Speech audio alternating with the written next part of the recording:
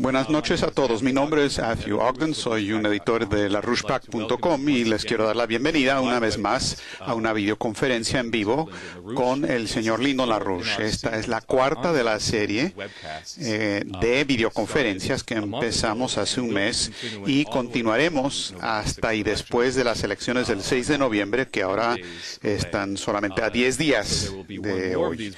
Habrá una videoconferencia más antes de las elecciones del 6 de noviembre, pero también quiero anunciar que este próximo martes va a haber una reunión muy importante con el señor LaRouche en el Club Nacional de Prensa en Washington.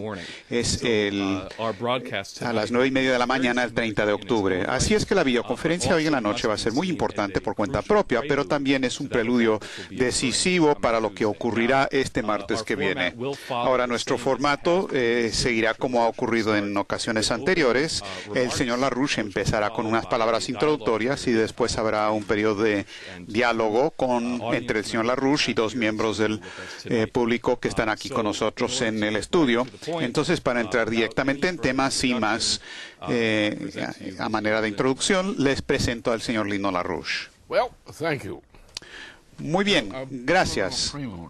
Ahora, como pequeño preludio en este momento, de que vamos a estar haciendo cosas no solamente hoy en la noche, sino que en la conferencia de prensa el martes que viene y lo que viene después, que va a ser un tanto diferente, porque la situación va a ser diferente, la historia va a estar un poco, le va a estar faltando aliento.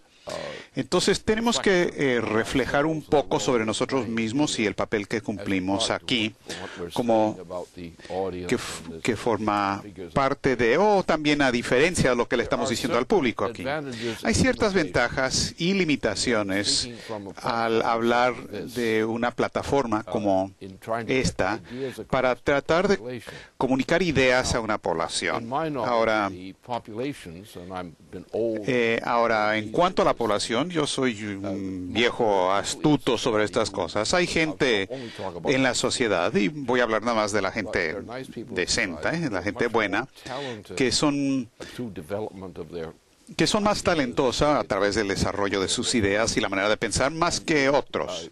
Y en un proceso como este, se va a encontrar que en el público en general, en la población, hay ciertas personas que más o menos rápidamente van a empezar a entender, olfatear de lo que se habla, y otros tardarán quizás años para llegar a ese punto. Y esa es la naturaleza de las sociedades. Es que cuando estamos hablando, al hablar nosotros en este tipo de marco, en este tipo de proyección, con este tipo de público, estamos dirigiéndonos en principal, no exclusivamente, pero principalmente a la gente más rápida, más bien informada que la mayoría de la gente. Eso no es algo que debemos sentir que eso es algo malo. Es necesario porque en la sociedad de manera natural hay una parte muy pequeña, minúscula de la población general en Estados Unidos, en países importantes de Europa, solamente una parte minúscula capta de lo que se está hablando, como quien dice.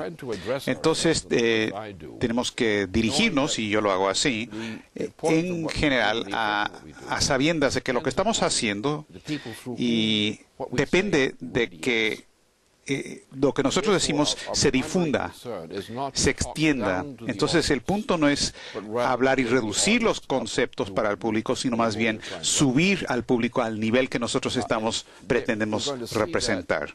Vamos a ver eso hoy en la noche. Vamos a verlo en la discusión a principios de la semana que viene. Lo mismo. Por ejemplo, tomemos un problema. ¿Cuántas personas en Estados Unidos, como un público adulto, entienden qué diablos está ocurriendo? ¿Cuántos tienen la más mínima idea en el mundo, porque si todos fueran inteligentes, ningunos votarían por Obama, por ejemplo.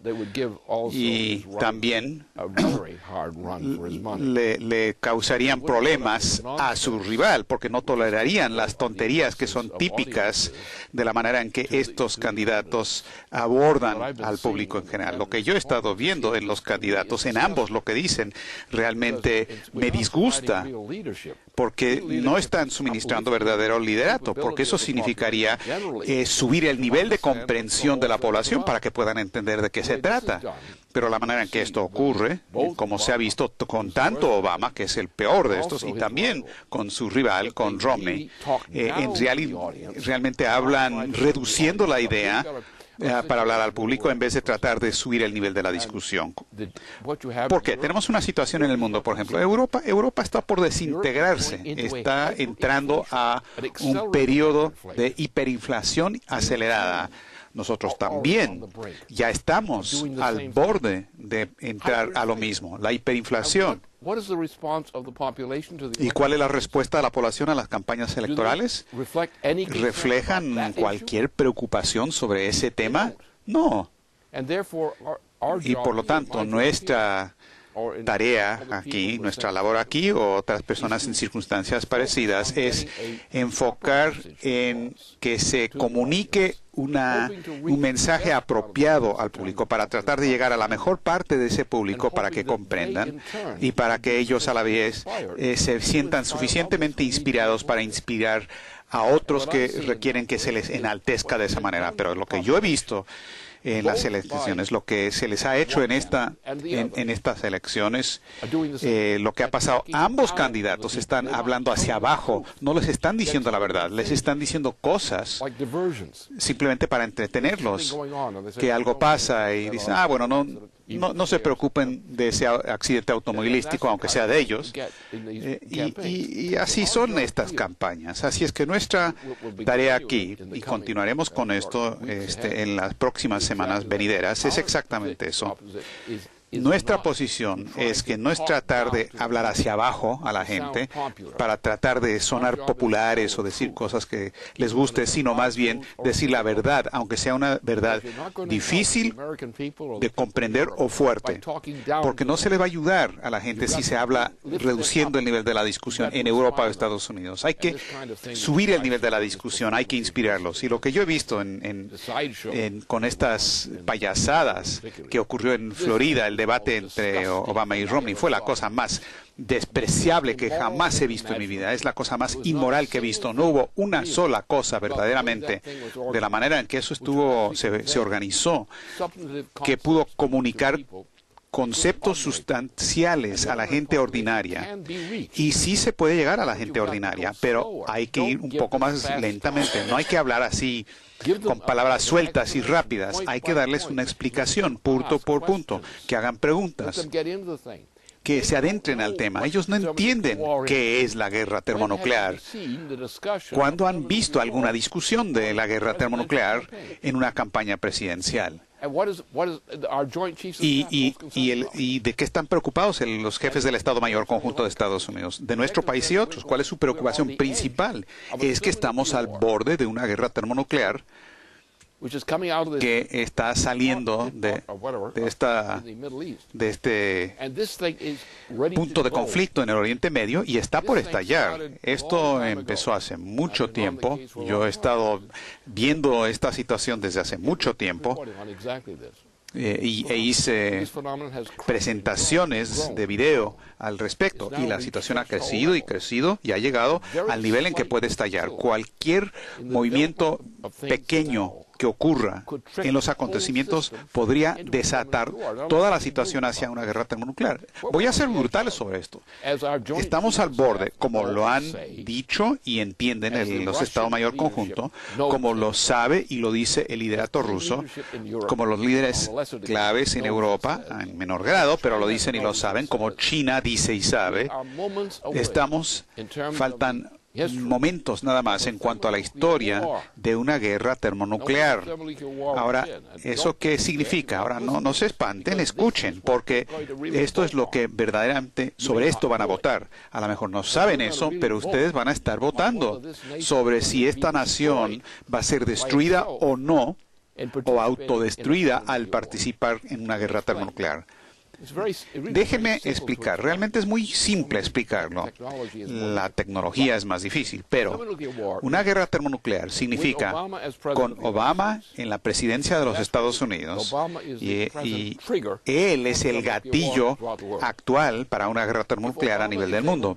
Si él consigue sobreponerse a las objeciones de nuestro Estado Mayor Conjunto, los militares y otra gente importante en Estados Unidos, y ejerce la autoridad presidencial por encima de lo que quieren hacer esos líderes en nuestro sistema, los Estados Unidos pronto desaparecerá. Y cuando digo pronto, quiero decir pronto.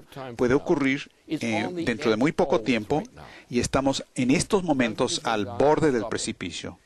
Y no se ha hecho nada para pararlo. Ahora, Estados Unidos, bajo Obama, lo que quiere decir es que se vería impulsado a lanzar un ataque termonuclear en contra de Rusia, China, etcétera, inmediatamente. Inmediatamente, en cuestión de minutos, habría una respuesta, un lanzamiento general por parte de Rusia y China. Gran Bretaña, Francia, ambos estarían involucrados. Ahora, después del primer lanzamiento, eso llegaría en cuestión relativamente de minutos, en menos de una hora. Y luego habría una segunda ola de lanzamientos que ocurriría después. Ahora, cuando esto ocurre, y todo ocurriría en cuestión de 1 hora y media aproximadamente, 1 hora y media, y desde ese momento para adelante no sabemos qué parte de la especie humana va a quedar para sobrevivir. Y eso es lo que nos enfrenta a todos ahora, en este momento. Y si no estás pensando sobre la guerra termonuclear y cuál es el problema con Obama, porque él es la pieza clave, la piedra angular para el lanzamiento de la guerra termonuclear. Él no inició el proceso, pero forma una parte integral ahora, y se vio claramente con lo que pasó en el norte de África. Obama violó la Constitución con el consentimiento de un miembro criminal del Congreso, realizó una guerra ilegal en Libia. Dijo, ahora bien, hemos asesinado al jefe de Estado de Libia, y ahora podemos seguir adelante con la siguiente guerra. Ahora, primero, el individuo en cuestión era un cautivo, era prisionero, estaba herido, Gaddafi.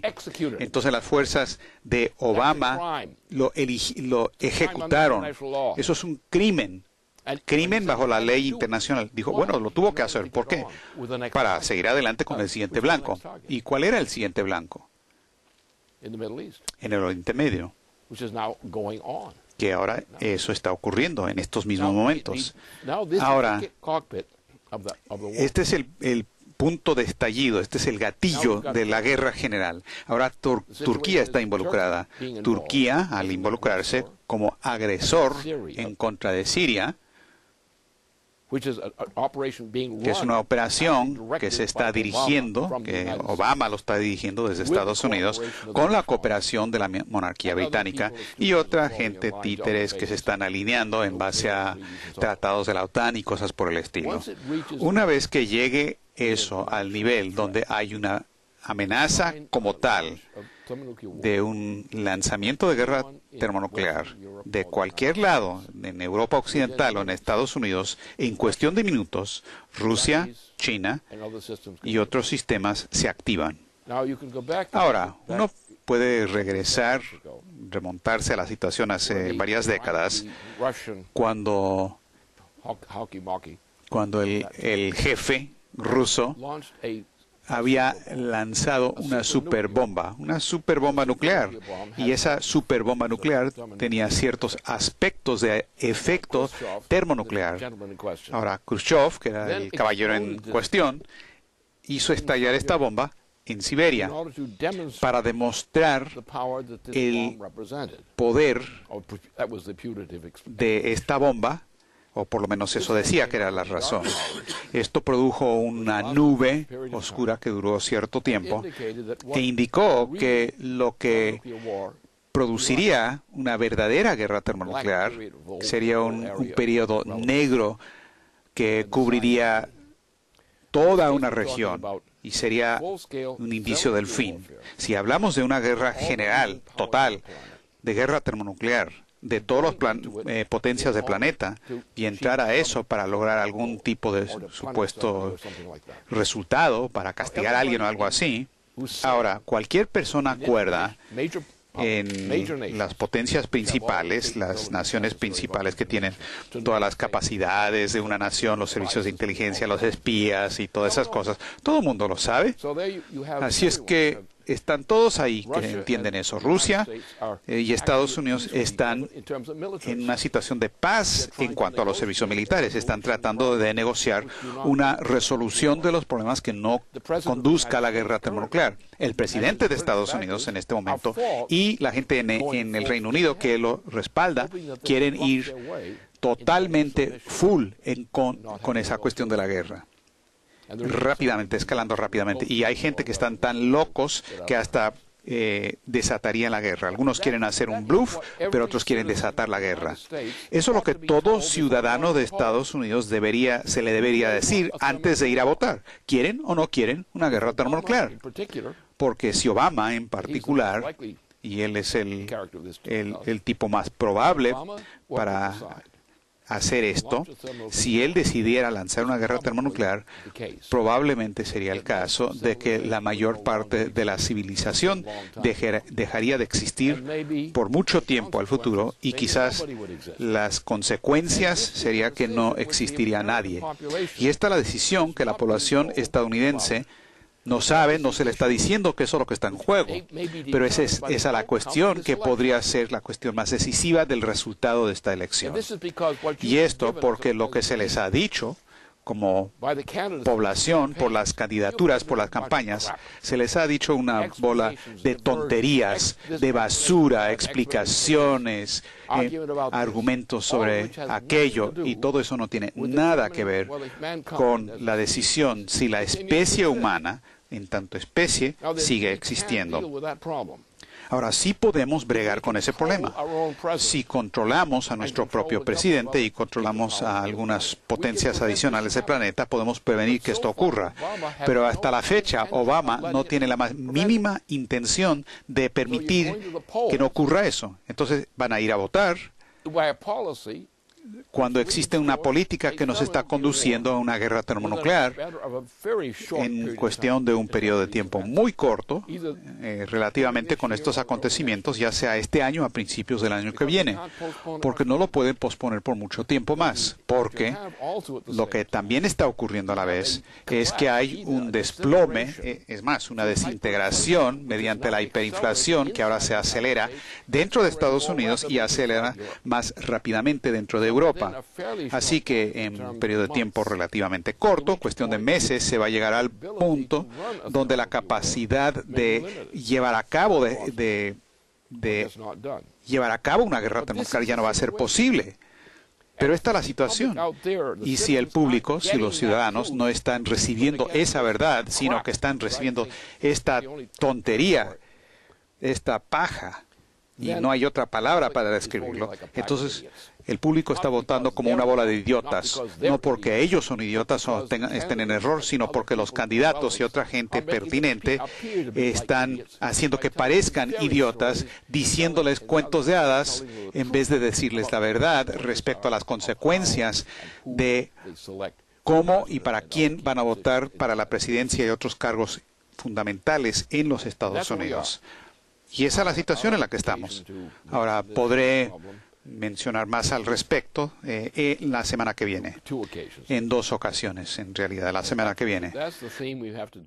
Pero ese es el tema que tenemos que abordar. Uno no está hablando en serio si uno no plantea esta cuestión de la determinación por parte de Obama y también de los británicos y especialmente Tony Blair, su su cometido a lanzar hacia el precipicio y más allá de una guerra termonuclear. Y si vamos al precipicio, es probable que vayamos al otro lado del precipicio por lo que pasa en la mentalidad de la gente allá. Entonces, este hecho, que es un hecho que jamás se mencionó, nunca se dijo al público de Estados Unidos, y pedirle a todos estos pobres diablos del público que no saben ni por lo que están votando y que voten por ellos, y estoy hablando de ambos candidatos principales que no han dicho la verdad más decisiva respecto a esta campaña electoral.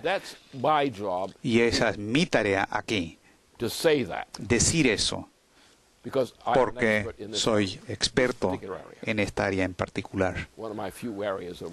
Es una de las áreas de verdadera pericia especial. Lo pronostiqué hace tiempo cuando hice una presentación, Tormenta sobre Asia, en los 80s, y dije cómo iba a venir, y hubo incidentes después de que produje este programa de televisión que habló de esa evidencia, y presenté la evidencia y dije, aquí, esto está activo, está ocurriendo en territorio anteriormente de la Unión Soviética, y vimos las implicaciones de eso, y vimos eso que llevaba en la dirección de una guerra termonuclear. Y hemos estado en ese momento, desde ese momento. Y cualquier persona competente en cuanto a la planificación estratégica, en cuanto a cuestiones militares especialmente, sabe que eso es así. Pero los políticos, los que están mintiendo, como los dos candidatos principales, están mintiendo porque ambos saben que este es el tema y no le están diciendo a la población de Estados Unidos.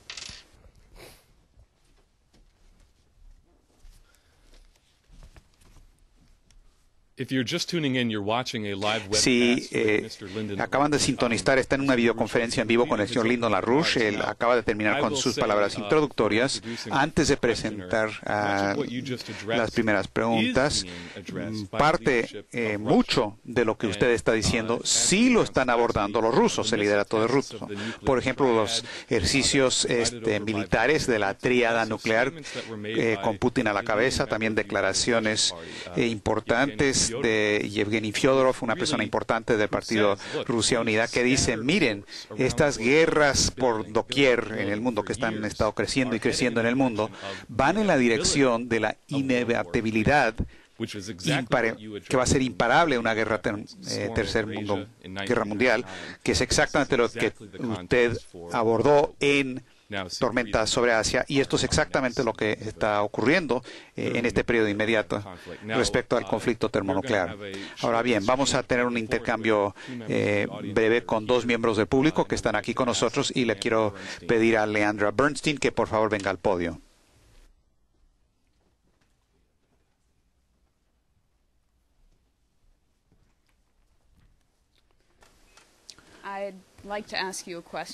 Me gustaría hacerle una pregunta en el contexto del último debate presidencial sobre política exterior, y para que usted y el público ponga atención a un informe que acaba de salir hoy de Fox News sobre exactamente qué es lo que se sabía y qué es lo que estaba ocurriendo en el transcurso de aproximadamente 6 horas y media mientras el consulado de Estados Unidos en Benghazi estaba bajo ataque. Y lo que había ocurrido es que un equipo de la CIA se les dijo 3 veces por sus superiores, por la jerarquía, que no se movieran, que no fueran a ayudar a los miembros que estaban dentro del consulado en Benghazi. 3 veces se les dijo cuando ellos solicitaron permiso para ir a ayudar, y luego, en contra de las órdenes que recibieron, miembros de este equipo fueron al consulado para evacuar a nuestro embajador, buscando al embajador Stevens, que no lo encontraron hasta más tarde. Habían solicitado entre las 9 de la noche y las 12 de la medianoche, habían solicitado ayuda. No hubo ayuda, hubo un avión con robot que sí estaba sobrevolando durante todo este periodo, que básicamente estaba enviando videos en vivo a cualquier persona que tuviera la capacidad, el permiso de seguridad para ver lo que estaba pasando, incluida la Casa Blanca.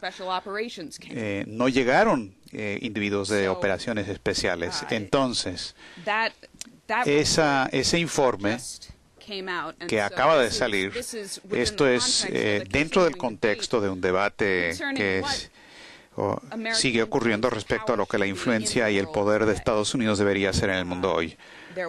Hubo cierta referencia en el debate presidencial a nuestro papel como constructores de naciones. Obama hizo referencia a que nosotros somos constructores de naciones. Quizás podríamos tomar el caso de Irak, que ahora está en una guerra civil entre sunis y chiitas, o quizás hablaba del caso de Libia, donde ocurrió este fiasco, este desastre que sigue produciendo fruto podrido. O quizás se habrá referido a Siria, donde hay una guerra civil, donde rebeldes sirios ahora están recibiendo armas antiaéreos que dicen, que curioso, hecho en Estados Unidos. ¿Y qué tal de la disque construcción de naciones en Afganistán? Quizás en base al papel de Gran Bretaña en 1840 o Gran Bretaña en 1870, la Unión Soviética en 1970 y 80 en ese país. Entonces, dicho eso, también quiero mencionar que hubo una declaración de Zbigniew Brzezinski, entrevistado en el programa de Charlie Rose este martes pasado, que fue una declaración muy interesante, especialmente tomando en cuenta quién es Brzezinski y cuál ha sido su papel históricamente, donde él advirtió en ese programa del peligro de armar a grupos rebeldes en el Oriente Medio, viendo las consecuencias de habiéndolo hecho en otros lugares, y donde dijo Brzezinski explícitamente que no hay que prestarle caso, hacerle caso a Francia y Gran Bretaña, no hay que asumir que Arabia Saudita es amigos de nosotros, y dijo que deberíamos estar trabajando de cerca con Rusia y China, en particular sobre el tema de Siria, en la dirección de una solución que funcione, no simplemente dictar la política como cuando la gente viene a dialogar.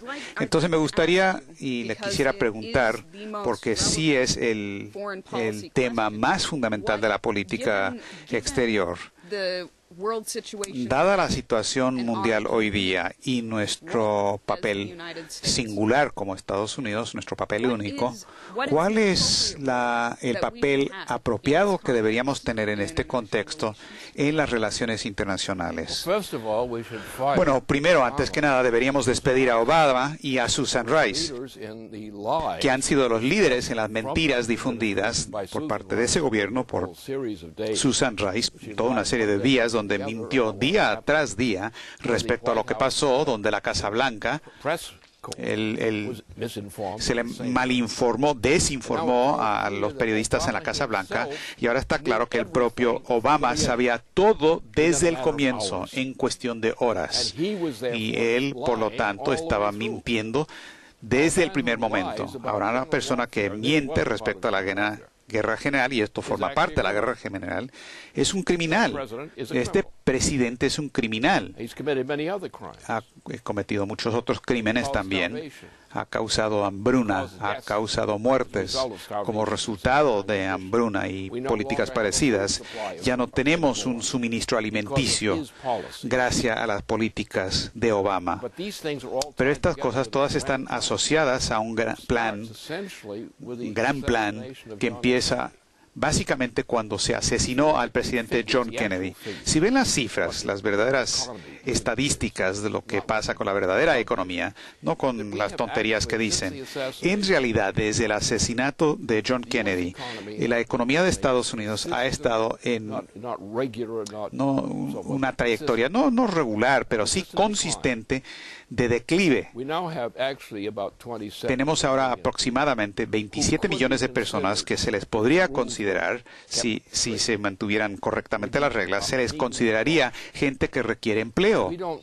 Y no va a ayudar mucho simplemente darles empleos o trabajo cualquiera. Se puede hacer como una medida de emergencia, como lo hizo Roosevelt en los 1930s, pero la idea no era simplemente tener estos trabajos de bajo nivel, sino mantenerlos vivos y en su lugar y poderlos ubicar para que luego pudiéramos desarrollar la economía. Y lo que salvó a Estados Unidos de que los derrotara Hitler, y fue Estados Unidos que derrotó y paró a Hitler. Rusia también jugaron un papel, pero Estados Unidos fue decisivo lo que hicimos.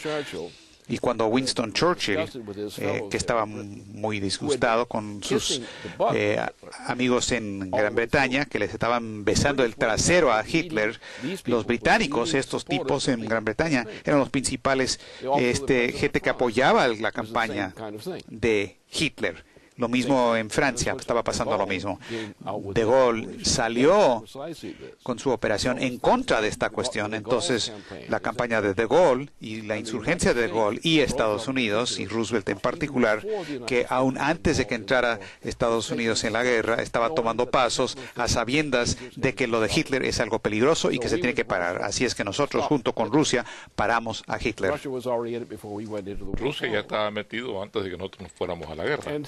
Lo que tenemos hoy día es un caso en el cual el actual presidente de Estados Unidos y las políticas angloamericanas, que son esencialmente las políticas de la OTAN, son exactamente de esta naturaleza.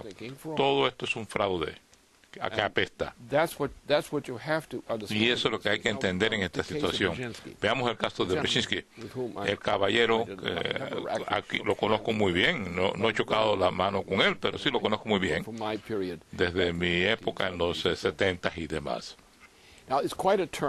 Es un cambio fundamental. Yo entiendo ese cambio fundamental, porque Brzezinski era un lacayo. Esa es la forma de entenderlo.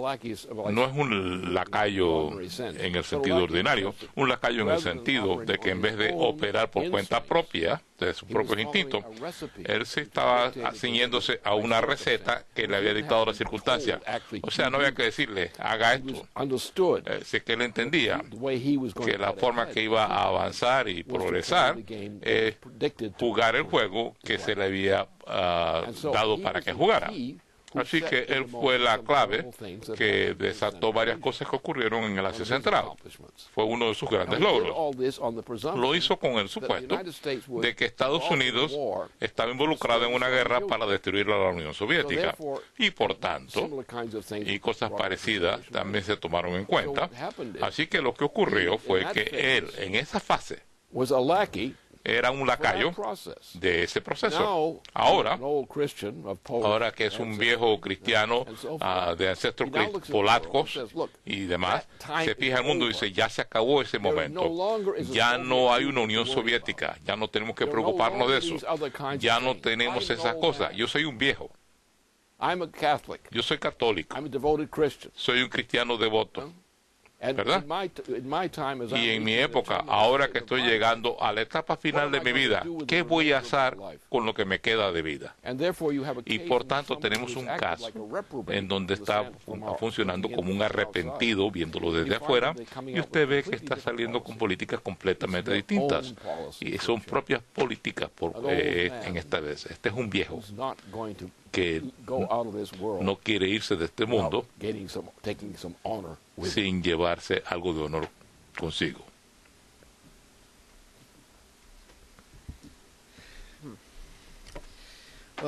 Bueno, en cuanto al tema de la construcción de naciones, quisiera hablar sobre la construcción de nuestra propia nación, pero primero quería, y creo que vale la pena recordar a la gente, que aunque hemos oído durante varias semanas del gobierno de Obama que todo fue lo que pasó en Benghazi tenía que ver con un video de U2, y tú, Lynn, lo identificaste desde un principio como 11 de septiembre, parte 2. Mucha gente dice que por qué tenemos que hacer la comparación con el 11 de septiembre, el primero 11 de septiembre. Pero cuando hemos visto más y más del encubrimiento que ocurrió, de lo que ha sido obvio para ti, de las redes que están metidas en Arabia Saudita y las redes terroristas que han sido protegidas y demás, esto verdaderamente es un asunto importante. Este es un esfuerzo coordinado, es el mismo tipo de grupo. Cuando uno se fija en la crisis que estamos viendo en las distintas naciones, como mencionó Leandra, en Siria, en Libia, Mali, el ataque contra Sudán que llevaron a cabo los israelitas, estas no son crisis individuales. Como tú has dicho, la intención aquí es incendiar la situación y esa por sí es la política. Yo quería preguntarte sobre algo a lo interno. Tú hablaste en tu nuevo documento que se llama El futuro decisivo del hombre en el espacio. Tú hablaste algunas cosas, escribiste algunas cosas intrigantes sobre Mitt Romney. Quería leer un pasaje. Tú dices que el gobernador Romney, que se cree a sí mismo un gran empresario en la Casa Blanca, debe hacer que él y cualquier economista competente tiemble si uno pudiera encontrar un economista competente, dado las alternativas que encara Estados Unidos en esta etapa de las elecciones. Un presidente Romney podría ser tolerable en la Casa Blanca, podría ser tolerable, pero si las partes del empresario de él regresara a las partes de Glass-Steagall, sin esa ley, Estados Unidos estaría condenada de inmediato. El presidente Obama fue entrevistado recientemente por Rolling Stone. Tú no podrás pensar que sea la revista económica más interesante, más grande del mundo, pero le hicieron una pregunta sobre economía y Obama respondió: no hay ninguna prueba de que con la Glass-Steagall cambiaría la dinámica. Lehman Brothers no era un banco comercial, era un banco de inversión. AIG no era un banco comercial, era una institución de seguro. Así que resolver esta crisis no podíamos resolverla simplemente reimponiendo los modelos de los 1930. Él quería cambiar cómo se compensa a la gente, como si el hecho de que los ejecutivos ganan dinero es lo que causa los problemas de la crisis mundial. Quisiera que tú me dijeras, quisiera decir algo más sobre Romney, el empresario, a diferencia de un economista científico. Pero lo que dijo Obama no es sorpresa, pero tal vez tú quieras responder. Yo no estimaría en demasía la inteligencia de Obama. Tiene cierto estilo en el cual se le ha adiestrado. Es un tipo muy extraño porque fue escogido de la oscuridad, con una aura en torno de sus padres y su ciudadanía y todas esas cosas. Pero es un estereotipo. Dice, ¿por qué? Sabiendo las pobres calidades del intelecto que este señor representa, y verdaderamente es un intelecto de una calidad muy pobre. ¿Por qué diablos Su Majestad la Reina iba a escogerlo a él para que fuera presidente de los Estados Unidos? Y eso fue lo que ocurrió. Hillary fue derrotada por una inundación de dinero de las drogas que vino de la Gran Bretaña en la última etapa de la pre-campaña, y así fue que él subió al poder. Yo no creo que la Hillary entendió o llegó a entender exactamente cuál fue el problema. Pero Obama simplemente es un representante, es una herramienta. El que lo controla es Tony Blair. Tony Blair es el hombre que organizó la guerra en Irak.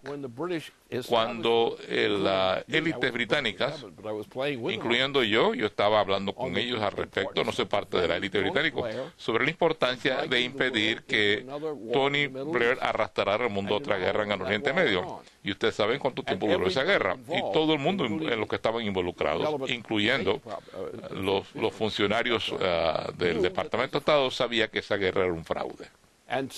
Y lo dijo. Pero hubo una combinación de fuerzas que lograron que arrancar esa guerra en Irak. La guerra en Irak era necesaria para crear toda esta operación que tenemos ahora. Lo mismo fue cierto con lo que pasó en Libia. Lo mismo. Así es que en todo este proceso de fraude, regresen a lo que pasó el 11S. ¿Qué fue el 11S en su principio? El 11S, y eso es lo que tanto el gobierno de Bush y el gobierno de Obama, esa es su gran mentira. Lo del 11S. El 11S, hasta donde yo sé, mi conocimiento de gente con la que he trabajado de forma directa en muchas instituciones de esta índole, el 11S fue causado por lo que llamaron la BAE británica. Es una organización de tráfico de armas británica. Y llevaron a cabo un fraude con el petróleo de Arabia Saudita. Es decir, tomaron una gran cantidad de dinero para lanzar lo que se convirtió en el 11S. Hicieron el trabajo con la acción conjunta de la monarquía británica y la monarquía saudita. Eso ellos lo hicieron y nadie más, aparte de la gente que ellos arrastraron al asunto. De hecho, el embajador saudita a los Estados Unidos fue una de las personas clave que personalmente participó en dirigir y capacitar a la gente que reclutaron para llevar a cabo el 11S. Eso es muy bien sabido, alguna gente lo sabe. Pero tanto el gobierno de Bush como el gobierno de Obama le pusieron una tapa. Y Obama prometió cuando llegó a la presidencia que iba a sacar a relucir esta información, pero no lo hizo. Y no lo va a hacer ahora. Él insiste en que no lo va a hacer. Pero el hecho es que el 11S y el 11S tiene doble significado ahora. Porque fue el 11S que se mató a un grupo de diplomáticos estadounidenses en Libia.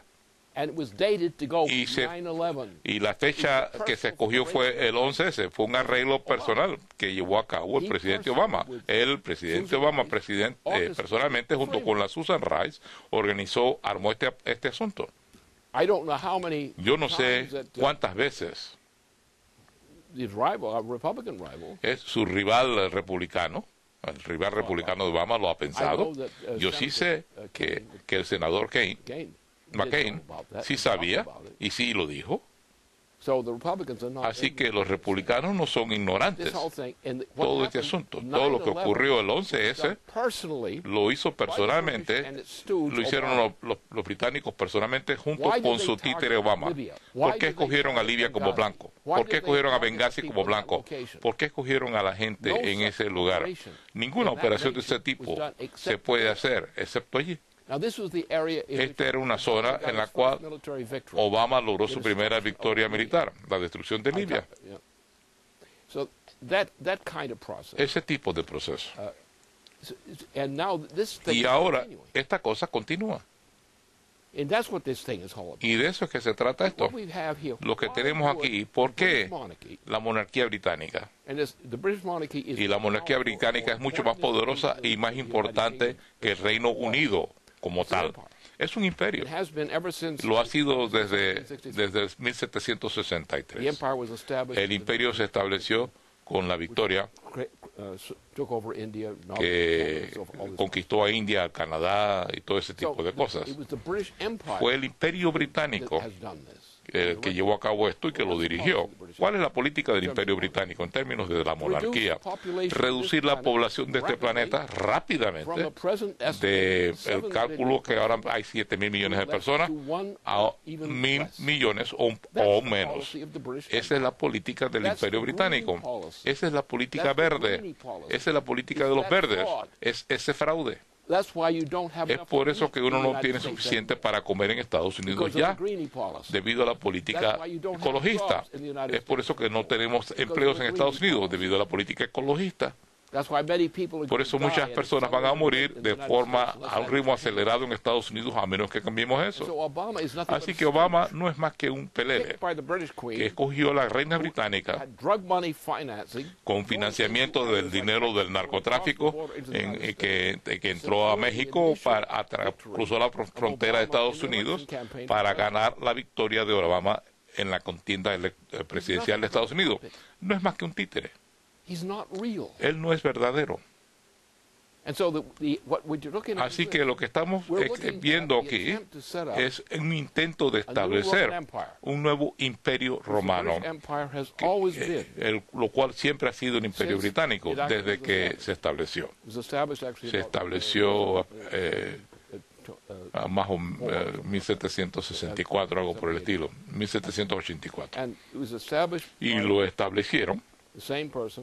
Lo estableció la misma persona que inició el proceso. Es un imperio. Un imperio que se fundamenta primero que nada en la conquista de India y se diseminó de allí.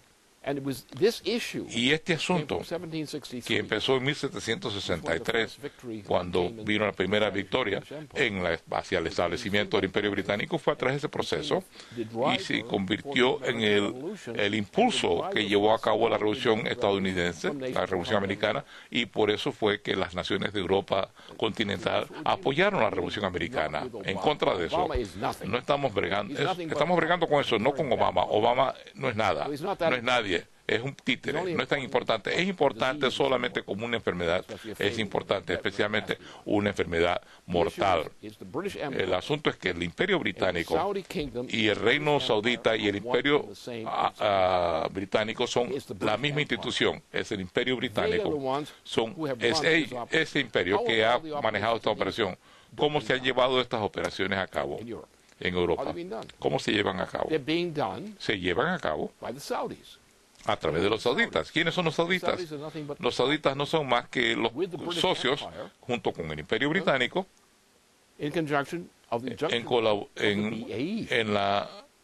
donde se cruza la BAE, que es una operación de la familia real británica.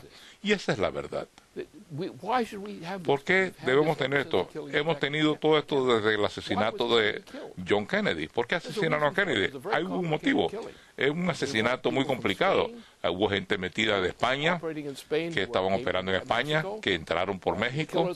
Los asesinos saltaron la frontera, asesinaron al presidente de Estados Unidos y regresaron cruzaron la frontera nuevamente para México antes que alguien se enterara de lo que había pasado. Entonces dijeron que la tontería de Harvey Oswald es un mito. Así que a John Kennedy lo asesinaron por lo que estaba haciendo como estadounidense. Y lo que estaba haciendo primero que nada, y es que John Kennedy se oponía a eso, y que también Eisenhower se oponía a eso, y MacArthur se oponía a eso, era que Estados Unidos se metiera en una guerra terrestre en el sureste de Asia. Y no podían convencerlo de que lo hiciera, así que lo asesinaron y luego asesinaron a su hermano. Se aseguraron de que su hermano no fuera candidato presidencial tampoco. Y luego ocurrieron las otras cosas. Pero si se fijan en el aspecto de lo que ocurrió con el asesinato de Kennedy, esa guerra y las cosas que lo acompañaron, destruyeron a Estados Unidos, destruyeron primero que nada la moralidad, fue la fuente de la adicción a las drogas dentro de Estados Unidos y ese tipo de cosas. Así que estamos estudiando la historia ahora mismo, estamos viendo la historia a gran escala, estamos viendo la historia al nivel del imperialismo, no simplemente de estados nacionales, sino el poder imperial. El poder imperial funciona de esta forma y siempre lo ha hecho desde la época del Imperio Romano, siempre ha sido el mismo tipo de cosas en la historia. Y eso es lo que estamos encarando. Y el problema es que nuestro propio pueblo, nuestra propia ciudadanía, y aún mucha gente que supuestamente debiera saber mejor, están cruzados de brazos sin hacer nada. Se nos está destruyendo desde adentro. Y el 11S, ¿por qué hicieron el 11S ahí, en Benghazi? ¿Por qué lo hicieron ahí? Lo hicieron fue preciso, el 11S. ¿Y cuál es el alegato? Obama sigue diciendo que él no tiene nada que ver con este tipo de problemas. Que el asunto de la 11S ya pasó. Es un mentiroso. Él está trabajando con esa gente. Now, just in terms of the second half of what Jason, en términos de la segunda parte de la pregunta que hizo Jason, tal vez pudieras abordar eso. Quisiera decir que la oposición de Obama a Glass-Steagall no es simplemente algo que se fundamenta en el racionamiento financiero. Esta es una parte integral de su función de defender al Imperio Británico, como han dicho, por ejemplo, el jefe antidrogas de Rusia, Víctor Ivanov. Si usted quiere acabar con el tráfico de narcotráfico internacional, usted establece un Glass-Steagall global. Uno rompe y quiebra a los bancos criminales. Eso también fue muy bien documentado en el informe del Senado de Levin y Coburn, que una de las principales fuentes de financiamiento del primer 11S fue el narcolavado a través de bancos sauditas, y que esto fue lo que se canalizó a través del príncipe Bandar a Estados Unidos para financiar a estos secuestradores del 11S. Esto es de la forma que tú lo has dicho, que se remonta hasta la Compañía Británica de las Indias Orientales de 1763. Quería darte la oportunidad de que tú respondas esa parte de la pregunta de Jason. La otra parte que tú mencionaste en tu declaración inicial sobre la hiperinflación y su efecto en Estados Unidos. Bueno, como lo que dije, abordó el punto fundamental en general. Es muy cierto, nos encontramos en una situación, lo que yo diría, para complementar lo que acabo de decir y lo que tenía presente, cuando pensé en esto, estamos bregando. ¿Qué vamos a hacer al efecto?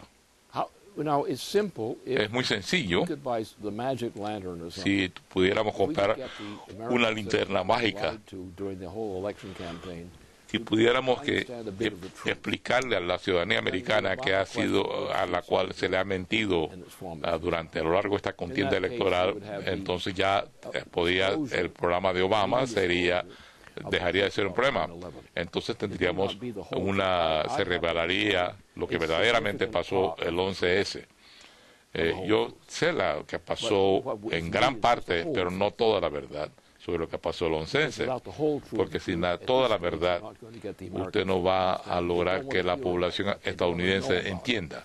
No quieren oír del asunto, no quieren saber de esto, y eso se manipula para lograr esto. Pero Obama, por órdenes de Londres, de hecho, ha suprimido la verdad. Las pruebas están allí. Son pruebas legales. Las tiene el Congreso en sus manos. El conocimiento que tiene el Congreso no es cuestión de adivinar. Yo no conozco todos los hechos, pero sé muchos de los hechos para definir qué fue lo que pasó y qué fue lo que se hizo, cómo fue que se armó esto. Y por tanto, yo pienso que la única solución es que el pueblo estadounidense que se percate súbitamente cuál es la realidad horrible de esta situación. Y tenemos otro aspecto de este asunto que es aún más importante, que siempre está en mi mente. Hemos llegado a un momento en el cual una guerra termonuclear generalizada, es el medio de cualquier guerra general. Uno no puede tener una guerra general en este planeta presente o tratar de llegar a eso, pero no se puede llevar a cabo tal guerra a no ser que sea una guerra termonuclear. No es posible. Por tanto, tenemos que remover no solamente las personas que están creando esta guerra, esta idea de una guerra termonuclear, incluyendo a nuestro actual presidente. Yo no creo que el republicano ya esté comprometido en una posición contraria, tal vez vaya a seguirlo. No va a ser removerlo. No hay nada que su candidatura indique que vaya a remover ese peligro. Ni siquiera lo ha mencionado. Pero tal vez tenga otros problemas que él vea como más importantes. Así que este es el problema. El asunto entonces, ¿qué es lo que esto implica? Ahora encaramos un método de guerra que se llama la guerra termonuclear, de fusión termonuclear, que intrínsecamente, cuando se usa en una guerra general, y solamente se puede usar en una guerra general, eso significa la extinción de la guerra de la especie humana virtualmente. O sea, eso significa que tenemos que cambiar la ley de las naciones. De acorde, tenemos que reconocer primero que nada que la guerra generalizada ya no es posible. porque la tecnología termonuclear y aún tecnologías más avanzadas van a ser un engendro natural de lo que está ocurriendo ahora a través de desarrollos en el espaciales y demás. Dentro de una generación vamos a tener personas que van a estar visitando a Marte si desean hacerlo, y van a llegar ahí en cuestión de una semana, partiendo de la Luna. Eso va a ser posible técnicamente dentro de otra generación, si estamos en serio. Y eso va a ser muy importante para nosotros, para defender a la Tierra en el futuro, porque todas estas piedras que tenemos allá pueden destruir a nuestro planeta, o por lo menos a la gente en nuestro planeta. Así que no tenemos más alternativa que ir a Marte. En algún sentido, en la forma en que estamos haciéndolo ahora, tenemos que desarrollar un sistema para salvar a la Tierra de la destrucción por estas rocas que están volando por el espacio y están cruzando la órbita de la Tierra en todo momento, y varias otras cosas. Así que no podemos detener el progreso tecnológico. Sería una locura. No se puede hacer. No se puede tolerar. Por tanto, en esa circunstancia tenemos que tener nuevas reglas sobre la guerra. Es necesario, por una parte, tener gobiernos soberanos nacionales. ¿Por qué? Por la cultura. Si usted quiere tener una cultura, un pueblo productivo, usted tiene que darle una cultura de lenguaje, sus relaciones, que le permita que sean verdaderos pensadores, especialmente cuando uno empieza a entrar a la ciencia como esto. Así que no podemos detener la ciencia o prohibir la fusión termonuclear como una forma de resolver este problema. Tenemos que, de hecho, encontrar una forma en la cual las naciones ya no libren guerras. No porque no vamos a prohibirlo, y lo vamos a hacer, sino porque tenemos preocupaciones urgentes respecto al pueblo de esas naciones, para su propio desarrollo, para el desarrollo de sus hijos, descubrir el significado de su vida. La gran tragedia de hoy, en la decadencia de nuestra sociedad hoy día, es que la mayor parte de las personas piensa que uno se muere y se va. Se acabó. En una sociedad ecologista, esa es la mentalidad. Una sociedad verde produce gente que son degenerados, intrínsecamente degenerados, no porque quieran ser degenerados, porque la ley los hace degenerados, las leyes verdes. Así que tenemos que avanzar con el progreso impulsado por la ciencia. Tenemos que hacer eso. Pero para hacer eso, tenemos que pensar cómo cambiamos eso. Y lo que se requiere en esto no es un cambio político económico, es inducir a la gente a que entienda qué es lo que es verdaderamente la raza humana. La gente habla de la raza humana, verdaderamente no sabe de qué está hablando. No es culpa de ellos, porque no se les enseñó. El hecho es que el ser humano es algo singular. La especie humana es única. No conocemos a ninguna otra especie en el universo, por lo menos no en la Tierra, que tenga esta calidad. Todas las otras especies dependen de la experiencia pasada. Ninguna otra especie que conozcamos va más allá de la experiencia pasada. Y la única forma que podemos hacer que los animales sean más inteligentes es adiestrándolos. ¿Quién los adiestra? Los seres humanos. Así que podemos adiestrar a seres humanos y cuidar a esos animales para hacerlos más inteligentes que esa especie animal hubiera sido sin nuestra presencia, sin nuestra intervención. Pero lo importante, ¿de dónde viene esto en los animales? Viene de algo que le transmitieron los seres humanos, la cultura humana, que se le transmite a los animales en este tipo de relación, a los perros y gatos y demás. Pero esa es parte del proceso. Lo que tenemos que reconocer de esto es el hecho de que nosotros no hemos adiestrado a la gente a pensar mejor de sí mismo que los perros piensan de sí en cuanto a perros. Es el grado, porque cada uno de nosotros, ¿qué significa en nuestra vida? Para un ecologista, la vida termina con tu muerte y no hay nada que venga después. No hay ninguna mejora, ningún beneficio. Uno simplemente pasa por la rutina como un esclavo, como un siervo feudal. No se te permite pensar en el futuro, de cambiar el futuro. Lo importante de la raza humana es que nosotros somos criaturas del futuro. Por ejemplo, ¿por qué yo he sido tan exitoso en el pronóstico? ¿Por qué todos mis rivales putativos han sido tan fracasados? Porque ellos creen en pronósticos deductivos, lo cual quiere decir que están tratando de probar que lo que puede ocurrir depende de lo que pasó en el pasado. El hecho es que el progreso humano se fundamenta en descubrimientos científicos de principios de un orden superior, y el progreso de la raza humana siempre va orientado hacia allá. Es llevar a la raza humana, de lo que se ha logrado en cuanto a tecnología, cultura, lo que sea, llevarlo a un nivel superior. Y la idea de un padre de familia que ayuda a un ser humano que llega a la senectud es el hecho de que participan en lo que sus hijos y sus nietos están haciendo en términos de progreso. Es que tienen la experiencia viviente del progreso de la especie humana. Y dice, mi vida no termina, mi vida se transmite con todas sus virtudes, se transmite a la disposición de mis descendientes. Vivimos en los logros de nuestros descendientes.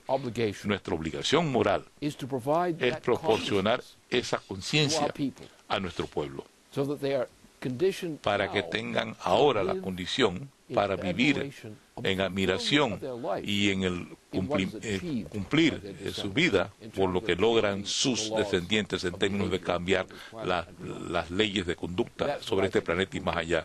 Y yo creo que eso es lo decisivo.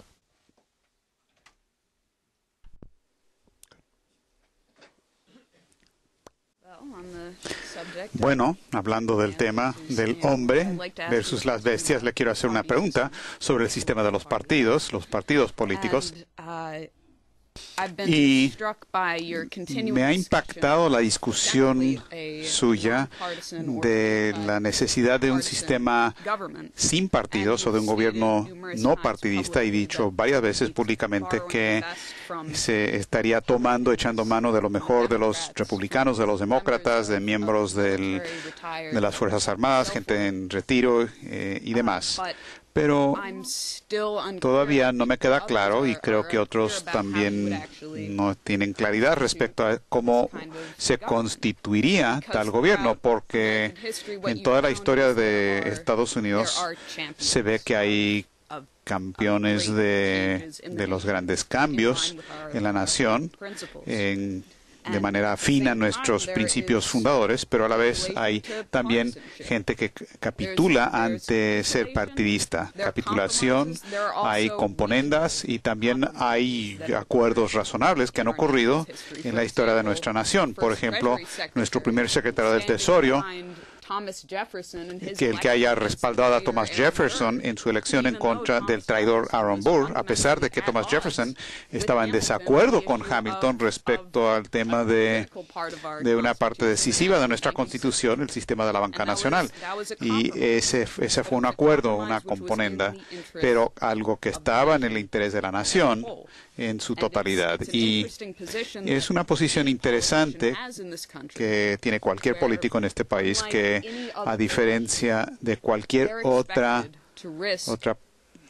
profesión, ellos se espera que tienen que poner en peligro su vida, su credibilidad, sacrificar todo por el país. Y hay pocas profesiones parecidas, potencialmente tan nobles como esa profesión.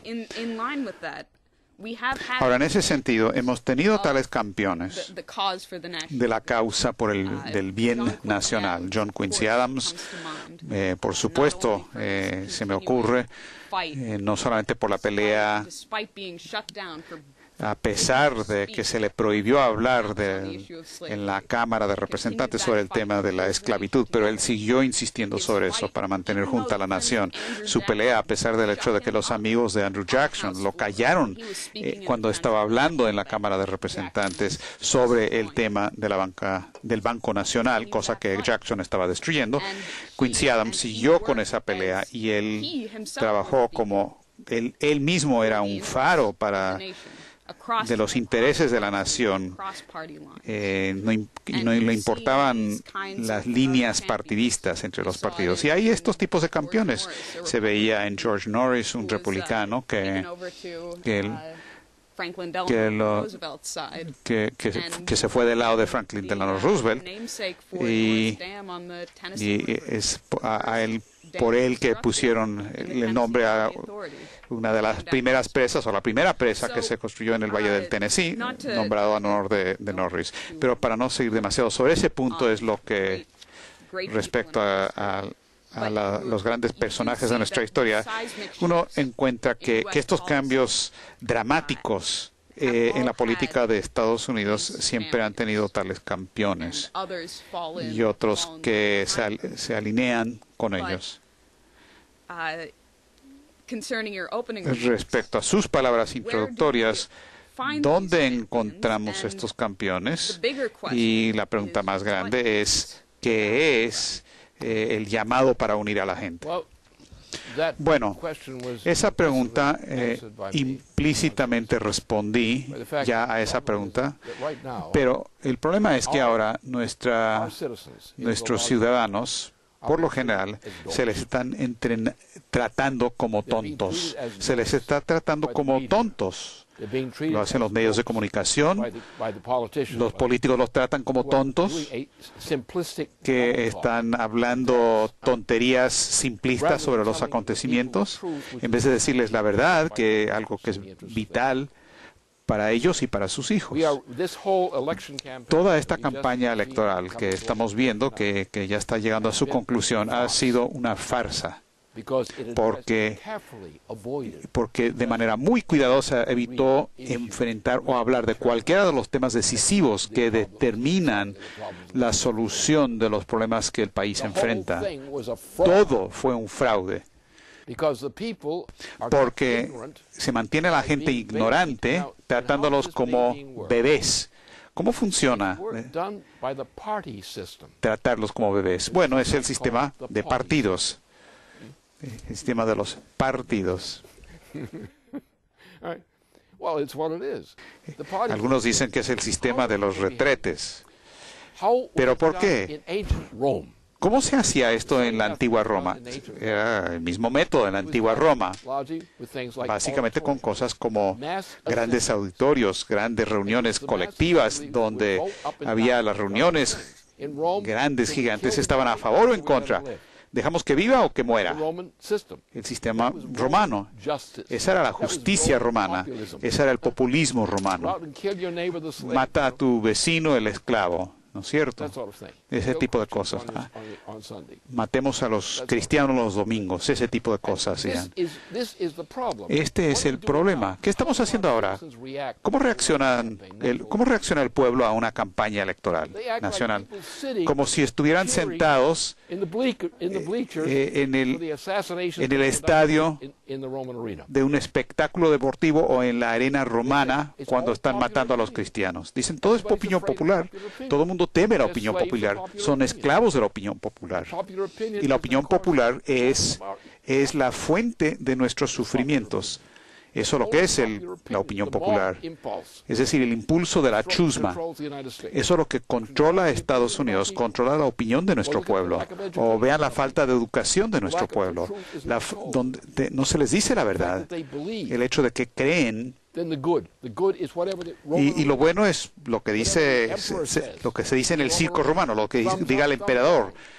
Pulgar arriba, pulgar abajo. Eso es lo que se acaba de ver en todo este proceso electoral actual.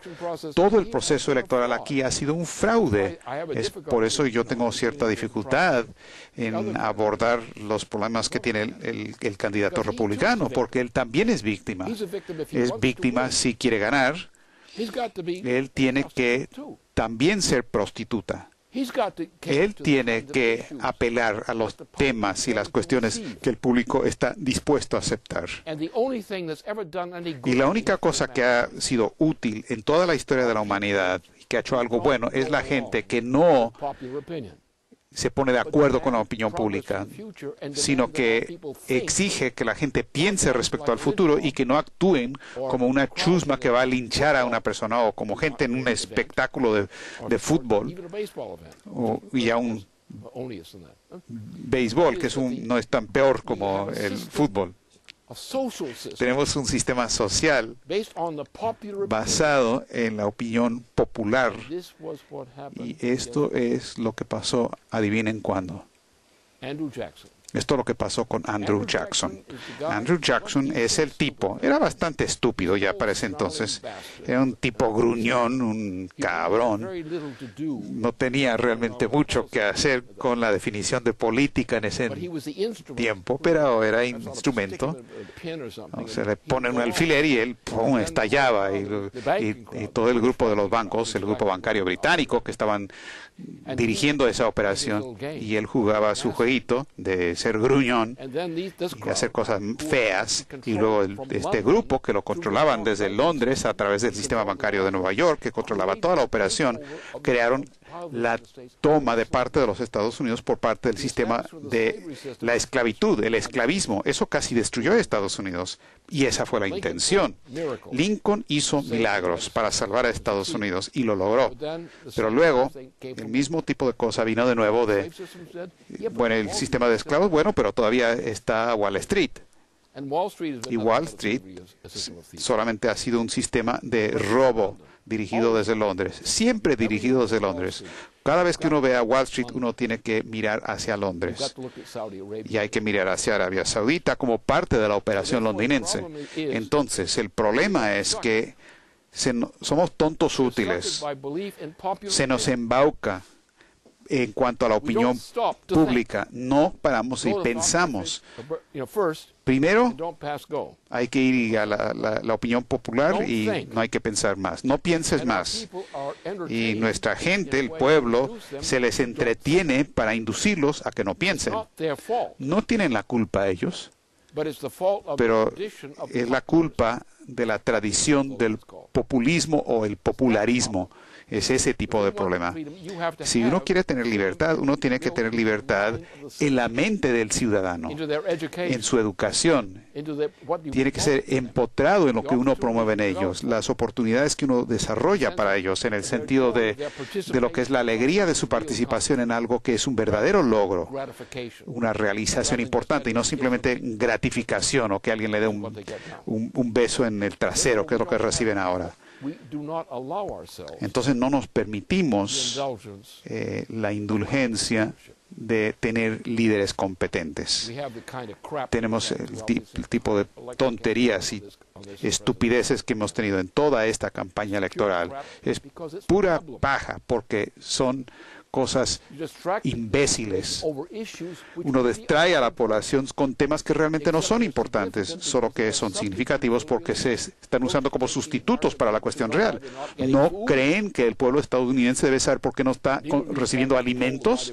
Ninguno de los candidatos les está diciendo eso, porque no va a haber comida este invierno. Porque hay 27 millones de estadounidenses que en realidad, gente en la fuerza laboral que no tienen empleo. Y la tasa de mortandad en ese grupo es muy alta. Y ese es el problema. Tenemos que reconocer que lo que la gente acepta, en tanto la opinión popular generalmente aceptada, ese es el enemigo de todos nosotros.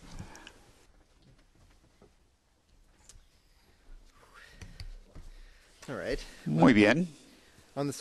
Sobre el tema de nuestra especie. La especie humana es diferente a cualquier otra especie. Si uno ve lo que ha sido la población humana en la historia simplemente la historia reciente, se asemeja a la evolución de la vida en su conjunto que simplemente la de una sola especie. Esa distinción entre nuestra especie y el resto de la vida es algo que se hace caso omiso de eso en la perspectiva de los ecologistas, los verdes, que van más allá e imponen una idea falsa respecto a los aspectos simplemente biológicos básicos de la naturaleza, que la cosa es estática, que la naturaleza va hacia una condición fija, que es algo que la misma historia de la vida comprueba lo contrario, y las condiciones de vida en la Tierra, habiendo decenas de miles de años, ven cambios de clima en nuestro propio planeta, y ahora esa perspectiva, esa visión, claramente se está utilizando como una herramienta para lograr la meta política de despoblación de la visión oligárquica, como usted dice. Ahorita los precios del maíz están subiendo por los cielos, pero los agricultores no pueden conseguir apoyo del gobierno respecto a la idea de tener que producir etanol. Entonces, en vez de usar maíz para ganado, se está utilizando para el etanol.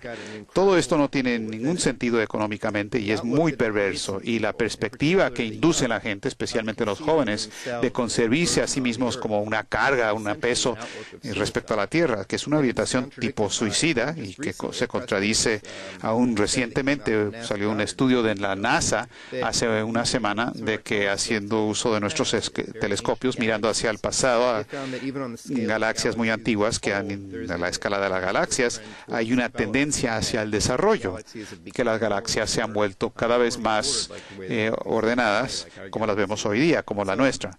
Entonces, si la teoría general de nuestra nación es que las personas son malas, eso hace que sea muy difícil lograr cualquier cosa y tener el tipo de cultura que usted dice que se requiere para la ciencia y cualquier otra cosa. ¿Quisiera hacer un comentario? ¿Decirnos algo al respecto? Bueno, esta es otra especialidad mía, como tú sabes muy bien, lo sabías, no es un secreto. Como se ve en Bach y en otros, que en la música, la composición música clásica, uno da un paso afuera de la percepción sensorial, porque no es el sonido en la percepción sensorial en la música clásica que hace que funcione la música. Es algo totalmente por fuera de los sentidos, pero es como una sombra, y una sombra que pasa por el sensorio, y uno se percata de esa sombra a pesar de que no tiene voz. La gente debe tener, no lo voy a abordar aquí, pero lo identifico por lo menos, la gente debe tener lo que es conocimiento accesible respecto a la naturaleza de la música clásica. ¿Cuál es la diferencia entre la música clásica desde Bach hasta la fecha y lo que pasó entre los llamados románticos? Los románticos, incluido Liszt, son unos degenerados morales. Wagner ejemplifica esa degeneración moral. Lo que pasó en el siglo XX con las innovaciones es degeneración moral. Y la pérdida de acceso a la composición clásica musical es una de las razones de por qué tenemos un deterioro en la calidad moral de la población e intelectual de la población. ¿Qué quiere decir esto? Y esto realmente va a la cosa importante. Esta parte es el curso avanzado. Nosotros dependemos, aún muchos científicos que deberían entender esto, pero no lo entienden.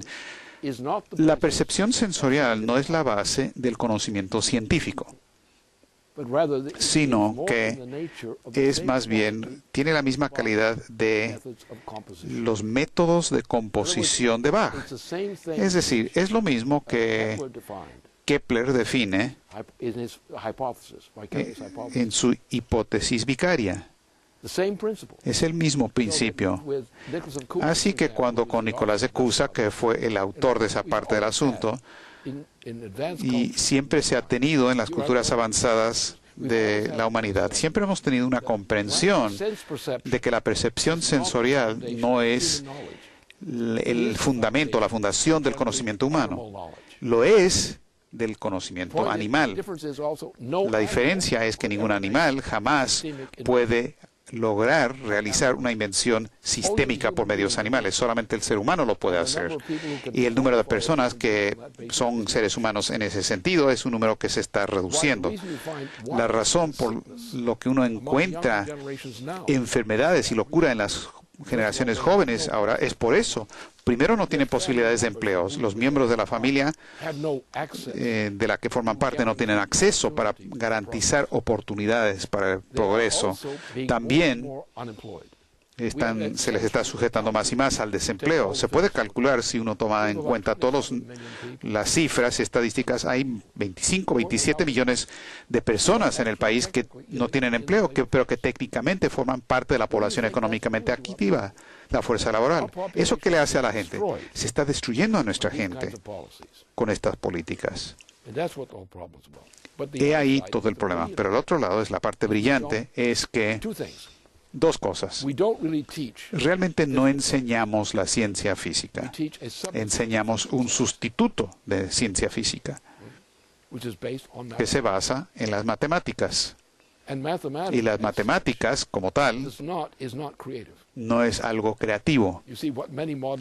Muchos de los matemáticos modernos es pura basura, no tiene valor ni significado en el mundo real. Sin embargo, es algo muy popular en las universidades. Entonces, lo que buscamos es estimular al individuo desde la infancia para que vea y entienda las implicaciones, incluso las sociales. Por ejemplo, la educación de niños jóvenes en los jardines de niños es tratar de educarlos para que vean lo que no se ve, lo invisible, y lo que está más allá, y que eso sea algo familiar para el niño. Porque si no tiene ningún sentido de lo no visto, que es un sentido real de lo no visto, porque no es simplemente la percepción sensorial, sino es cómo hacer algo para que algo sea más bello. Por ejemplo, la idea de la belleza, a diferencia de la percepción sensorial como tal, es una medición muy importante de eso. Pero lo que pasa es que tenemos una degeneración cultural que ha ocurrido en la civilización europea desde aproximadamente 1815. Entramos a un énfasis a todas estas tonterías románticas de Liszt, Wagner, esas tonterías. Tuvimos algunos cuantos músicos, pero esa cultura musical, esa cultura científica, se ha alejado y ha habido un número cada vez más reducido de población educada que en realidad entienden eso. Todos son reduccionistas matemáticos, tienden a eso, y las matemáticas y los cálculos matemáticos se basan en la percepción sensorial. Simplemente es una extrapolación humana de la percepción sensorial.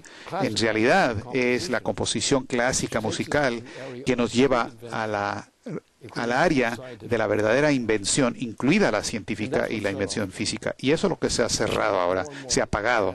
Lo he visto más y más en la transición que yo viví del periodo antes de la Segunda Guerra Mundial y la educación en ese momento, y lo que pasó y lo que ocurrió después. Hubo una degeneración clara, evidente en el concepto de la ciencia hacia lo que se conoce como una degeneración reduccionista, donde la creatividad, la innovación y la creatividad no es lo mismo. Ojo, uno puede innovar, pero la creatividad que la composición música clásica ejemplifica eso, es la verdadera fuente, como el caso de Max Planck, por ejemplo, o Einstein. Absolutamente, completamente diferente de cualquiera de las cosas de Bertrand Russell y gente parecida. Y lo que necesitamos, por supuesto, es un sentido de esto, y tiene que empezar con los adultos, porque son los adultos que tienen que entrenar a los niños. Y por lo tanto necesitamos ese cambio en la educación. Es muy importante. Y esto trata de eso. La gente realmente no lo toma en serio. La gente seria se les trata como loquitos, como la gente que estaba entusiasmada por Curiosity. Estaban totalmente exaltados, animados, y eso fue muy correcto, porque eso retomó un verdadero espíritu de la ciencia, hacer lo imposible, y hacerlo imposible desde el punto de vista de la cosa práctica del momento es lo que es la creatividad, y eso es lo que se está apagando ahora, hoy día. Muy bien. Bueno, esa ha sido nuestra última pregunta y nos trae a la conclusión de la videoconferencia. Les diré de nuevo que el martes que viene el señor LaRouche estará en el Club Nacional de Prensa en Washington a las 9:30 de la mañana y después de eso, el viernes que viene, de hoy en 8, a las 8 de la noche, la última videoconferencia antes de las elecciones de esta serie. Pero por supuesto, después de las elecciones también estaremos con ustedes. Así es que, por favor, envíen sus preguntas para la discusión de la semana que viene y, por favor, aporten a la RUSPAC. Muchas gracias por estar con nosotros y con eso concluimos esta videoconferencia.